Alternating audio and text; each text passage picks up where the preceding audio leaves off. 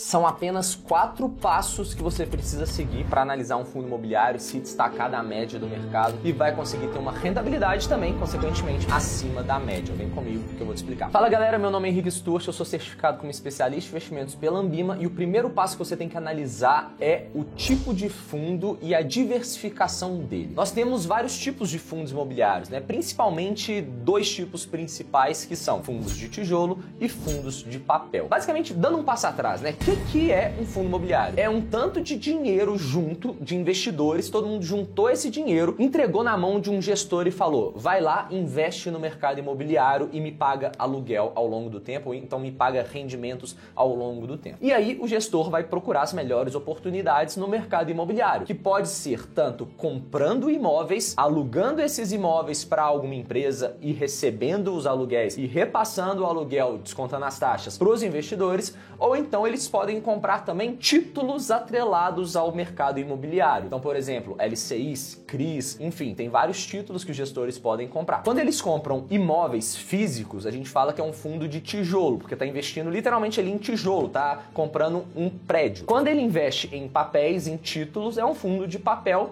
e aí tem esses 2 grandes grupos, e primeiro você precisa entender, beleza, que fundo que é esse, né? Eu estou investindo em que na hora que eu compro uma cota desse fundo? E depois você tem que entender um pouco sobre a diversificação daquele fundo. Quantos imóveis tem lá dentro daquele fundo? Ou então quantos títulos diferentes tem dentro daquele outro fundo? Quais são esses imóveis? Quais são os inquilinos que estão pagando aluguel para aquele fundo? Quais são as regiões que aquele fundo atua? Então ele está bem concentrado no Nordeste, no Sul, no Sudeste, e também qual que é a concentração da receita do fundo e também dos aluguéis para cada tipo de ativo e também para cada inquilino, por exemplo. Porque, por exemplo, você vai investir num fundo que é um fundo imobiliário dono de uma agência bancária. E aí tudo que aquele fundo tem são agências bancárias de um banco específico. Na medida que aquele banco começa a reduzir o número de agências, aquele fundo ele vai sendo prejudicado ao longo do tempo. Então, será que é um bom investimento para o longo prazo? Eu acho que não. Mas existem alguns outros fundos, por exemplo, que investem em galpões logísticos, que são muito beneficiados nesse crescimento do e-commerce, por exemplo. Tem que fazer ali a questão do centro de distribuição e toda aquela logística da operação de uma empresa de tecnologia. Então, o ideal é nunca ficar concentrado sempre em um ativo só, em um inquilino só, ou então em um papel só. O ideal é que você tenha um fundo que seja multi. Ele tenha vários inquilinos, esteja em várias regiões do Brasil diferentes e também que esteja associado a vários setores diferentes, né? Tem um fundo que tenha logística, galpão comercial, prédios comerciais também, hospitais, enfim, tem vários tipos de fundos. O ideal é que seja o mais diversificado possível. O segundo ponto que você tem que analisar é a gestão. Quem que são os gestores daquele fundo? Quais são os históricos que eles apresentam ao longo dos últimos anos, né? E olhar o histórico não é ver o tanto que o fundo rendeu nos últimos 12 meses, o tanto que ele pagou de aluguel, qual que foi o dividend yield dele. Não tem nada a ver com isso. É você analisar no longo prazo se aquele resultado é consistente, para ver se realmente faz sentido no longo prazo, se ele deve se perpetuar também nos próximos anos. E na hora que a gente está falando da gestão também, a gente tem que lembrar que a gestão é um prestador de serviços, é um terceiro que o CNPJ do fundo contratou para cuidar desse dinheiro e cuidar dos imóveis que estão ali dentro também, do patrimônio dos cotistas. Então, quando você está contratando um terceiro, você está pagando para ele pelo serviço. Então, você paga a taxa de administração, muitas vezes, dependendo do caso, tem uma taxa de performance também. Então, você precisa saber o tanto que você está pagando. Será que esse pagamento é justo pelo serviço que eles estão prestando? Será que esse pagamento é muito alto, é muito baixo? O ideal é que seja o menor possível, desde que entregue um trabalho de qualidade também. O terceiro ponto é, além de analisar a gestão, você tem que analisar também os inquilinos. Qual que é a qualidade dos inquilinos que estão naqueles imóveis? Porque de nada adianta você ter um fundo lá que investe, por exemplo,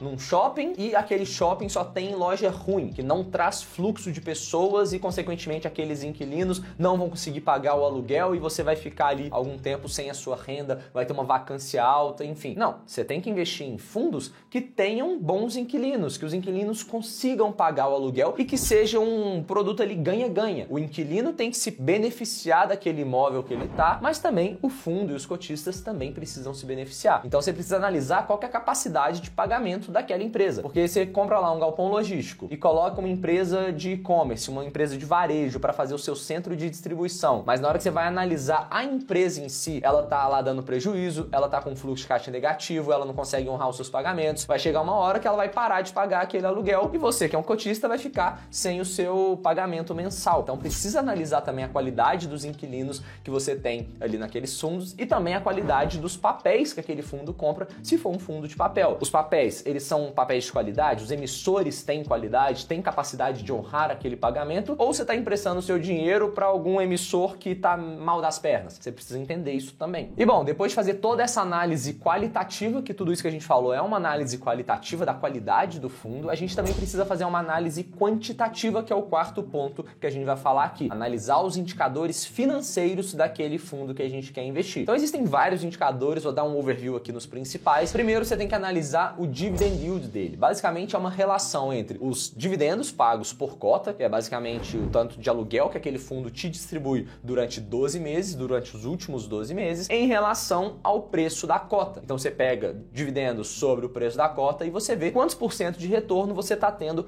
com aquele fundo. Via de regra, quanto maior, melhor, porque maior vai ser o seu rendimento com os aluguéis. Se você investe no imóvel, você quer receber o aluguel. Mas tem que tomar cuidado para ver se não tem nenhum não recorrente, para ver se aquilo tem capacidade de se perpetuar ao longo do tempo, para você ver se não é porque o preço está muito baixo. O preço pode estar baixo porque sim, é uma oportunidade, está barato, mas também pode ser que o preço esteja baixo porque tem algum risco muito grande que o mercado está vendo daqui para frente e que você talvez não tenha visto ainda. Então, dá uma analisada mais a fundo para identificar o porquê que isso está tão alto. Você pode relacionar essa análise, então, com o preço sobre valor patrimonial também. Basicamente preço sobre valor patrimonial é o tanto que aquela cota está sendo negociada na Bolsa de Valores em relação ao valor patrimonial por cota. Que basicamente é o seguinte, os fundos contratam empresas especializadas em valuation para ver quanto que vale cada um dos imóveis, para ver qual que é o valor do patrimônio daquele fundo. Então, periodicamente, aquelas empresas vão lá e falam, ó, esse imóvel vale 200 milhões. Então, se esse imóvel vale 200 milhões e o fundo é negociado, por exemplo, a 300 milhões, se somar todas as cotas, significa que 300 milhões sobre 200 milhões dá um P sobre VP de 1,5. Ou seja, você está pagando R$1,50 para cada R$1 de patrimônio do fundo. Você está pagando relativamente caro, tem que entender por que que isso está acontecendo. O ideal é que você pague cada vez menos de acordo com o valor patrimonial daquele fundo. E por fim, nós temos o último indicador que nós vamos falar, que é o de vacância, que basicamente é quantos por cento dos imóveis que aquele fundo tem que estão desocupados. Ou seja, você tem lá um shopping que tem 100 lojas, mas 10 lojas não tem ninguém lá dentro e não estão pagando aluguel. Ou seja, você tem 90 lojas pagando aluguel, 10 lojas que não estão pagando aluguel, num total de 100 lojas. Essas 10 lojas que não estão pagando representam uma vacância de 10% sobre o valor de lojas que você tem ali. Então, quanto menor a vacância, melhor, porque melhor é a qualidade do fundo, né? O fundo consegue manter todos os seus imóveis ocupados. É a mesma ideia de você comprar um apartamento, você pagou lá, sei lá, R$1 milhão no apartamento, mas você não consegue ninguém para alugar. Você tem uma vacância, você não está recebendo aquela renda. O ideal é que tenha alguém lá dentro e que ela esteja te pagando ali regularmente todos os meses. Se você gostou desse vídeo, deixa seu like, tamo junto e até a próxima.